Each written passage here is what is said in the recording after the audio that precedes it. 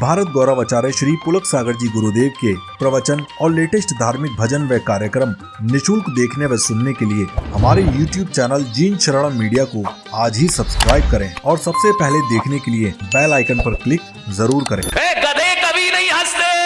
तुमने कभी देखा मंदिर से घर जा रही हो और घर जाते हो और घर जाते समय कभी तुमने देखा किसी चौराहे पर तुम्हें देखकर कोई भैंस मुस्कुरा रही हो? भैंसें कभी नहीं मुस्कुराती, गधे कभी नहीं हंसते। कुछ लोगों को घर में जाके समझ में आएगा। नहीं, जो नहीं हंस रहा है कैमरा जरा करो, गधे कभी नहीं हंसते हैं। एक बात याद रखना, यदि कहीं गधा तुम्हें देख के मुस्कुराने लगे तो समझना वो आदमी बनने की तैयारी कर रहा है। समझ लेना, फैसला कर लेना। गधा तुम्हें देखकर मुस्कुराने लगे तो समझना वो आदमी बनने की तैयारी कर रहा है, और ये आदमी मुस्कुराना भूल जाए तो समझना कौन बोला गधा बनने की तैयारी कर रहा है। ध्यान रखना, मुस्कुराते हुए जिंदगी गुजारिए। लोग कीर्तन करते हैं झांझ मंजीरा लेकर, भगवान का भजन करते हैं, लेकिन मैं पुलक सागर कह रहा हूं कि 10 मिनट खिलखिला के हंस लो, इससे बड़ा भगवान का दूसरा कोई कीर्तन नहीं हुआ करता है। चेहरे पर आनंद। तुम तो भी मंदिर भी जाते तो ऐसे लौटते हो, ऐसे लौटते हो जैसे तिहाड़ जेल से बाहर निकल रहे हो। मेरे भाई, मंदिर से लौटो तो हंसते मुस्कुराते हुए लौटिए। मंदिर से लौट के जब घर जाओ तो चेहरे पर आनंद होना चाहिए। मंदिर से जब पूजा करके घर लौटो तो ऐसा चेहरा लगना चाहिए जैसे अम्मा जी गंगा जी का स्नान करके वापस लौट रही हैं। ध्यान रखिए, इतना आनंद होना चाहिए। लेकिन आनंद कहाँ होता है? अम्मा जी जाती हैं मंदिर, 10-10 पूजा करती हैं, 5-5 पूजा करती है। अब 10 लक्षण पर्व आ रहा है, अब पूजा करेगी। अब पूजा करके जब घर जाती है वो बहू पे बरस पड़ती है, क्यों तू अभी तक सो रही है, तूने ये नहीं किया, तूने वो नहीं किया, मैं पूजा करके आ गई, कैसी निठल्ली बैठी रहे। अरे बाप रे, बहू सोचेगी यार जी अम्मा जी गंगा जी नहाने गई थी कि शिकायत का रजिस्टर तैयार कर रही थी मंदिर से लौट के।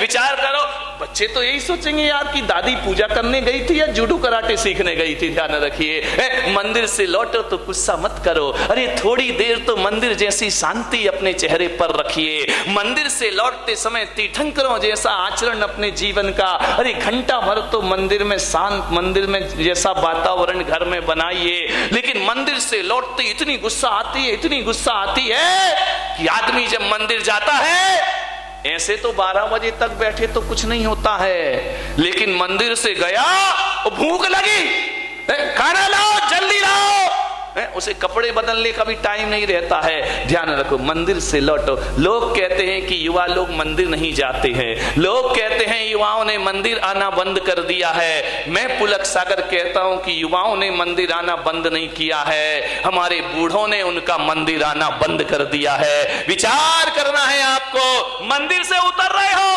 गालियां बक रहे हो, मंदिर से लौट रहे हो, गुस्सा कर रहे हो, ध्यान रखना। अरे मैं तो आपसे निवेदन करता हूं कि मंदिर जब जाओ तो ज्वालाबाई बन के जाना, और मंदिर से जब लौटो तो शांतिबाई बन करके लौटना, तुम्हारा जीवन सार्थक हो जाएगा। मंदिर जाओ तो अंगार बन के जाना, लेकिन मंदिर से जब लौटना अंगार बन के मत लौटना, जलधार बन करके लौटना, तो तुम्हारा मंदिर जाना।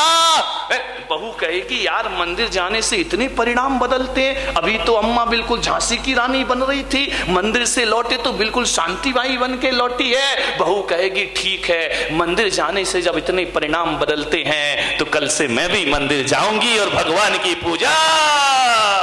ध्यान रखना, ये आपके ऊपर निर्भर है, आप मंदिर भेजना चाहते हैं या नहीं भेजना चाहते हैं। जीवन को बदलने का प्रयास करिए।